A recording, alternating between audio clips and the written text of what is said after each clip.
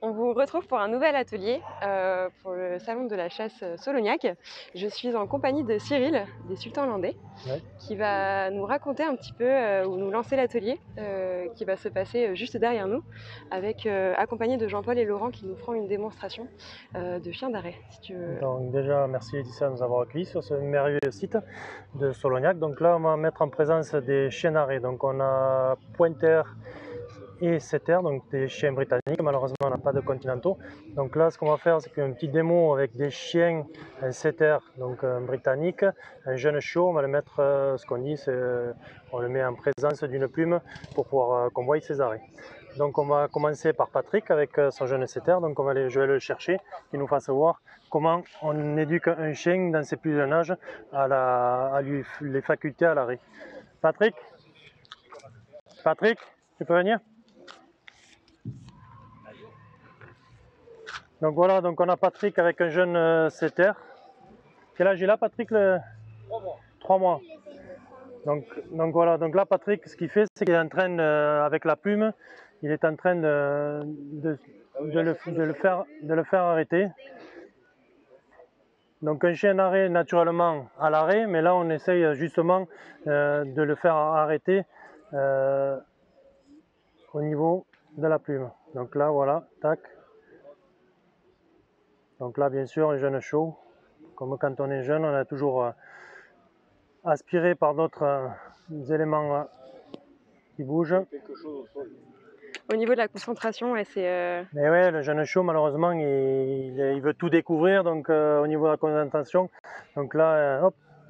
Donc là, il faut essayer de le concentrer. Donc c'est vrai qu'il veut tout découvrir, il mange des morceaux de bois. Donc il faut essayer de le canaliser. Et c'est pour ça que là, voilà, clac, ça y est. Donc là, on essaie de le canaliser.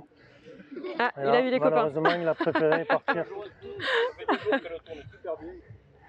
C'est toujours comme ça quand on veut faire les choses. Ça fait 2 jours que le travail est très très bien. Donc après, ça c'est pour ça c'est une façon de faire pour justement qu'elle apprenne à l'arrêter. Mais après, il ne faut pas en abuser parce que malheureusement, un chien ne travaille pas à vue, un chien travaille au nez. Donc là, en fait, c'est un petit arrêt à vue. Voilà. Donc là, idéalement, tu peux la faire travailler combien donc là, de vous voyez, temps par jour? Donc après, idéalement, vous faites une ou 2 minutes. Il faut pas en abuser. C'est vraiment un jeu pour eux. Il faut que ça se fasse naturellement. Il faut pas. Malheureusement, si on le fait trop souvent, et bien après, le chien arrête à vue, alors qu'un chien d'arrêt arrête surtout à l'odeur. D'accord. Donc là, voilà. Donc on essaye. Et donc on voit. Donc là, on voit justement l'arrêt du setter qui est assez félin. On va voir tout à l'heure on va voir pointer et setter. Et il y a du différence. Le setter est beaucoup plus félin. Il va être comme une panthère. Il va essayer, une fois qu'il a sa proie, il va essayer de s'en approcher. Que le pointer est beaucoup plus frigide. Et dès qu'il arrive, c'est un arrêt brut et un style.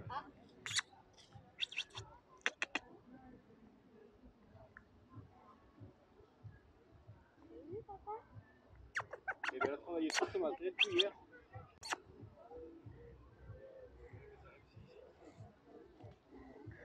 Comme quoi, un chien, c'est pas une machine, c'est des êtres vivants, donc on va le laisser tranquille. Tu réessayes Patrick, puis après si tu veux pas, on va pas l'embêter, on va la laisser un peu tranquille. Allez, on va la laisser tranquille, on va démarrer avec les pointers. Comme ça. Donc, tout à l'heure, il en ressortira un autre pour voir vraiment. Allez Jean-Paul, tu commences avec Oslo.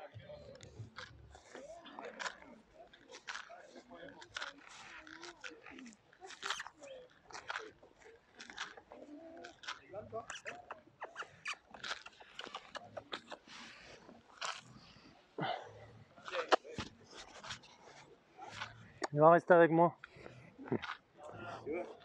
Laisse-moi là un peu. Ouais, mais laisse-moi là un peu.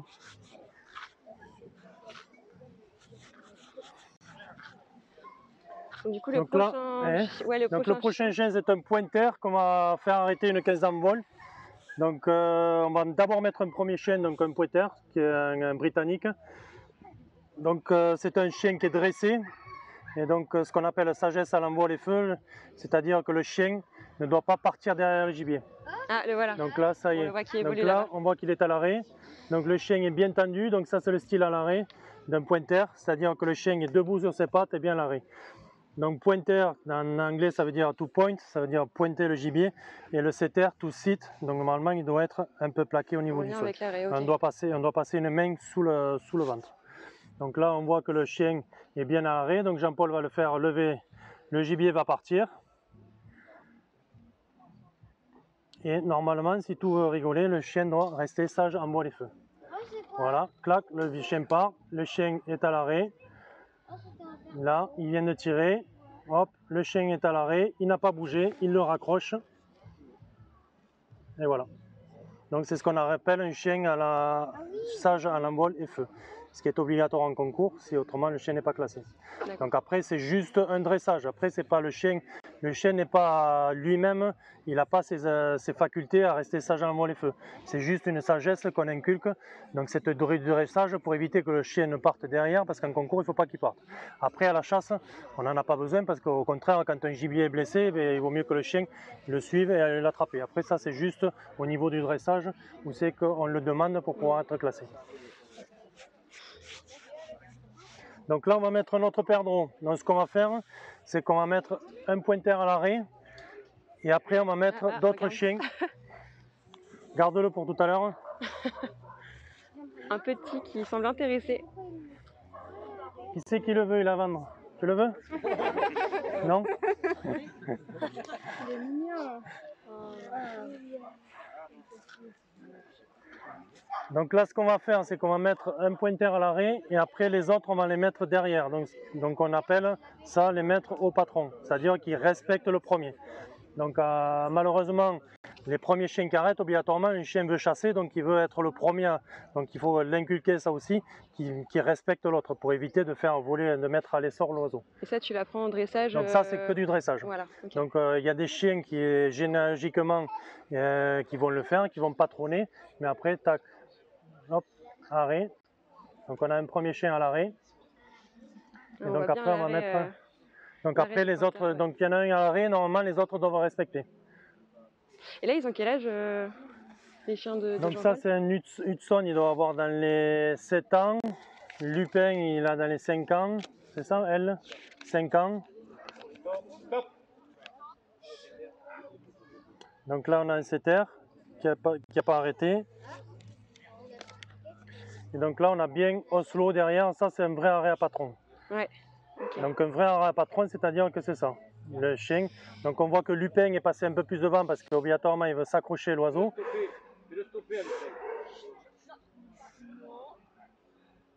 Là. Donc là ce qu'on va demander à Chloé c'est qu'elle le remette un peu en arrière parce que comme l'oiseau va partir, pour pas qu'il soit gêné. Donc après l'inconvénient qu'il y a c'est que malheureusement c'est pas des oiseaux sauvages. Donc l'oiseau a plus l'odeur de l'humain que de nous. Donc c'est difficile à un chien d'appréhender que ça soit vraiment un vrai oiseau. Donc là Jean-Paul va faire envoler l'oiseau. Donc là on les tient parce que comme il y en a plusieurs c'est pour éviter.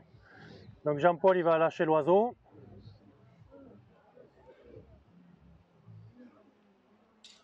Tac, et voilà.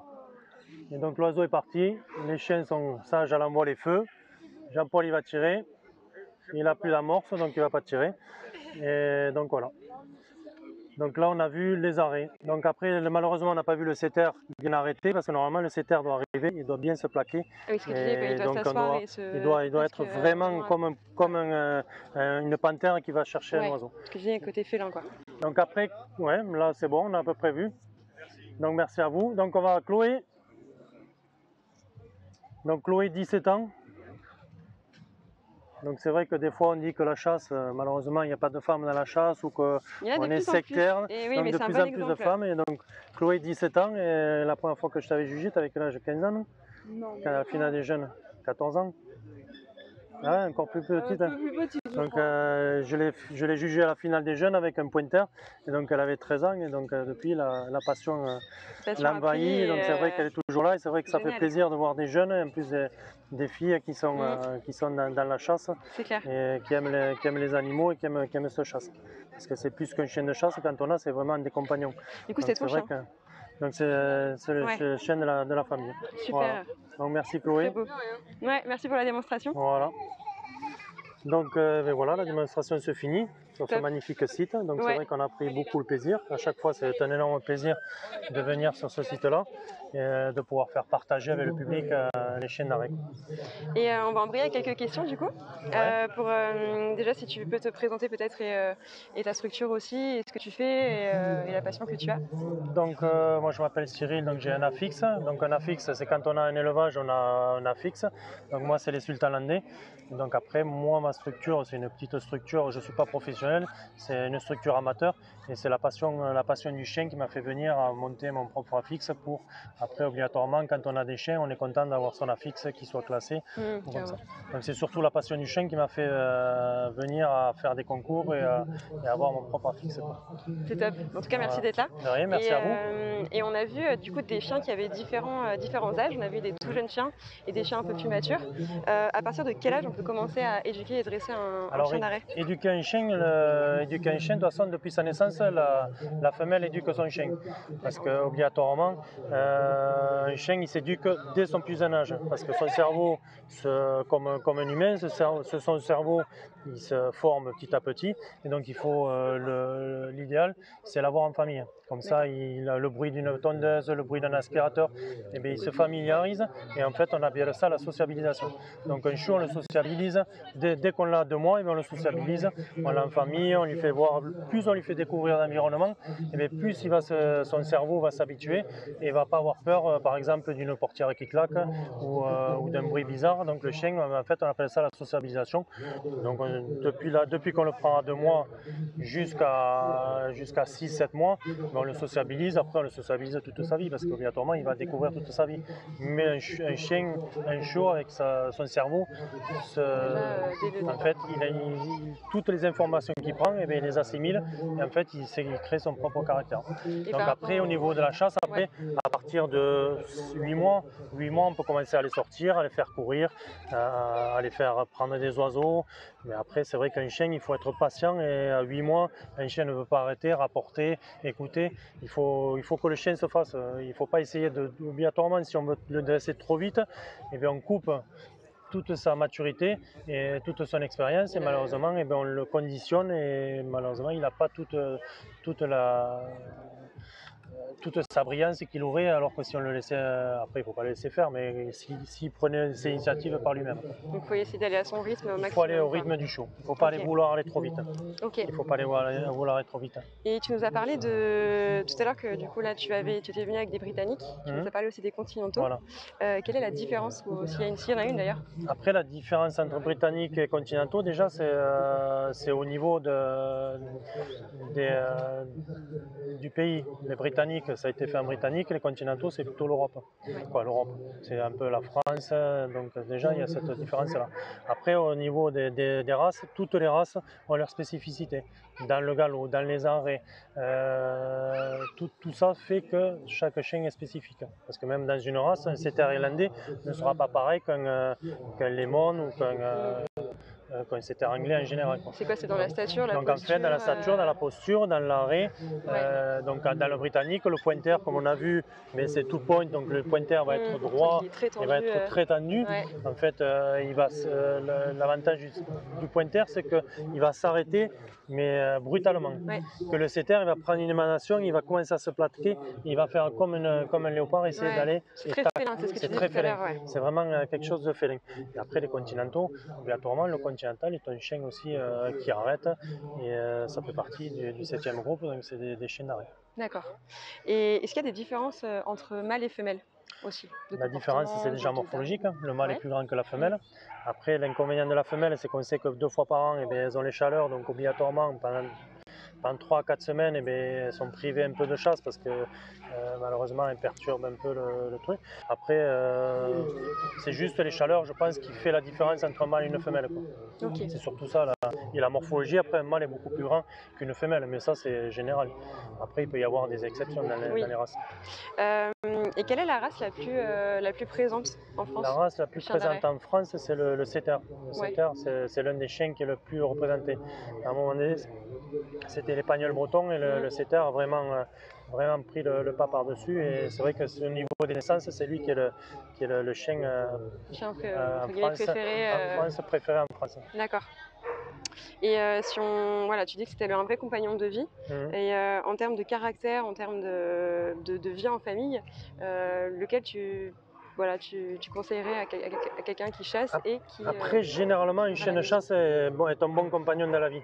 C'est pas des chiens méchants, c'est des chiens vraiment qui sont, c'est des chiens en famille qui sont vraiment, ils peuvent être, vous pouvez les mettre sur le canapé, ils peuvent être en maison, c'est pas des chiens qui sont méchants en eux-mêmes.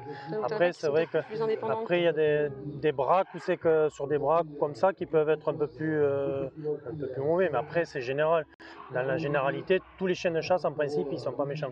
Ouais. Après, obligatoirement, il peut y en avoir quelques-uns, mais il peut y en avoir en pointeur, comme un setter, comme un épagnol. Mais généralement, un chien de chasse en vie de famille, c'est vraiment des chiens. Et puis après, c'est souvent qu'on éduque. Si un chien d'un chiot est habitué, c'est ça, c'est le point de départ, c'est la sociabilisation. Si un chien est habitué à vivre avec des personnes, avec des enfants qui sont manipulés, sont touchés, mais obligatoirement, il va être sociable et là il va être sociable, il n'y a rien à voir. C'est le chien qui voit pour la première fois un petit gamin qui s'agite et tout ça, pour lui il va avoir peur, et en fait il ne va pas mordre parce que c'est un gamin, il va mordre de peur parce qu'il va avoir peur, et donc pour se défendre, sa seule défense c'est montrer les dents, quoi. Comme lui en meute, pour se défendre, on est obligé de montrer ses crocs. Est-ce que tu vois une différence aussi de caractère, peut-être, je sais pas, le setter qui est un peu plus sensible, le pointeur un peu plus indépendant, ou pas du tout? Ça dépend peut-être du chien, du caractère.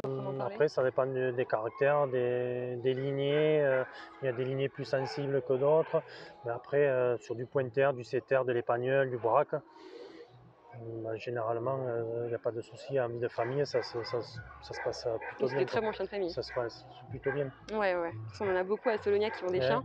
Et effectivement, ils sont adorables. C'est ça, parce qu'après, il y a des chiens, comme là, vous voyez des chiens, ils vont courir, et vous les mettez sur le canapé, ils ne vont pas bouger, quoi. En vie de famille, après, c'est une habitude, c'est la sociabilisation. Ceux qui sont habitués à être sur le canapé comme ça, ils vont rester. Et donc après, il n'y a pas une race qui est au-dessus de l'autre, parce que vous avez des épagnols bretons, c'est des braques pareils. Après, il ne faut pas faire une généralité, parce qu'il y en a un à un moment donné où c'est qu'il y a eu un problème. Après, en général, le chien de chasse est vraiment un chien très, très sociable. Ouais, c'est clair. Est-ce que tu peux nous donner des conseils d'utilisation, je ne sais pas, d'accessoires et d'équipements pour dresser le chien? Après, l'accessoire, déjà, c'est le collier. Si on le perd, obligatoirement avec un numéro de téléphone. Donc après, la laisse. Après, c'est surtout que le chien ait son panier. Et après, un accessoire. Après, petit à petit, vient le collier de dressage, le collier de repérage. Et après, le premier accessoire, c'est le collier et la laisse. Une fois que vous avez un collier et laisse pour le tenir, après, vous le lâchez, il fait sa vie. Et pas trop commencer au collier électrique, éviter le collier électrique. Il faut vraiment attendre que le chien soit vraiment mature et compris ce qu'on lui demande. Parce que si un chien qui n'a pas compris ce que vous lui demandez, que vous lui mettez un coup de collier électrique, il ne va toujours pas avoir compris ce qu'il avait. Que si vous n'avez pas de collier électrique, et vous le punissez, juste le punir, lui dire c'est pas ça, il va avoir compris. Et le collier électrique, c'est vraiment un dernier ressort si vraiment il va trouver. Mais s'il se met en danger, pour le rattraper au dernier moment, quoi. Le collier électrique, on l'utilise très peu, quoi. Et est-ce que le chien d'arrêt peut chasser tous les types de gibier, ou est-ce qu'il faut plutôt le spécialiser? Normalement, le chien d'arrêt est un nuisible. Donc obligatoirement, il peut tout chasser. Mais malheureusement, on le spécialise. Parce qu'on veut qu'un chien d'arrêt il fasse la plume et pas le poil. Mais en Allemagne, vous avez des pointeurs, des setters qui vont chasser le chevreuil. Ils ont le nez pour tout chasser, quoi. Donc il a le nez, c'est un nuisible, il est là pour prédater. Donc en fait, un chien, c'est un prédateur. Donc n'importe quel gibier va le prédater. Et nous, on le spécialise. On lui dit non, il ne faut pas que tu touches le lièvre, il ne faut pas que tu touches le chevreuil. Tu vas te canaliser sur le faisan, la bécasse, le perdreau. Donc en fait, c'est nous qui le canalisons, quoi. Et qui faisons une spécialité dans la plume au chien d'arrêt. D'accord. Et alors, on voit un setter qui galope justement. En termes de quête, Alors C'est des chiens qui quêtent, qui vont après, loin, le Britannique a une quête qui est vraiment extensible et loin. Le Continental, une quête beaucoup plus réduite. Après, malheureusement, heureusement, les chiens petit à petit sur des continentaux prennent de plus en plus de terrain. Mais la quête du Britannique, c'est une quête qui est ample et grande. Et le Continental, c'est une quête qui est souple et qui est dans la main, quoi. Donc c'est les deux différences entre le Britannique et le Continental. Ok. Voilà. Mais après, les deux chiens de chasse, c'est des chiens. Tout dépend de ce qu'on va en utiliser. Ouais. Quelqu'un qui veut chasser qui veut chasser avec un chien qui va pas trop loin, mais il va plutôt prendre un Continental. Celui qui aime bien le chien, voir le chien évoluer, qui prenne des grands espaces, il va prendre un Britannique. C'est ridicule de prendre un Britannique pour le réduire et le tenir comme un Continental. Il vaut mieux prendre un Continental et faire sa joie dans la chasse avec un Continental. Complètement. Mais écoute, merci beaucoup Cyril. Merci à vous. Pour merci cette intervention et pour cette démonstration merci pour l'invitation. de chien d'arrêt. Merci beaucoup et c'est vrai que merci à Chloé qui est derrière la caméra. C'est vrai qu'on pense pas je pense qu'il va avoir bientôt une tendinite, elle commence à trembler. Elle est solide. Et merci à Stéphane. Et merci à toi pour ton accueil et pour nous avoir laissé le site qui est toujours un plaisir de venir à Solognac. Et si vous avez des questions, on peut répondre aussi ultérieurement par chat ou via nos réseaux sociaux, donc n'hésitez pas. Et on va enchaîner du coup avec un prochain atelier sur les chiens courants et s'en suivra les chiens de sang.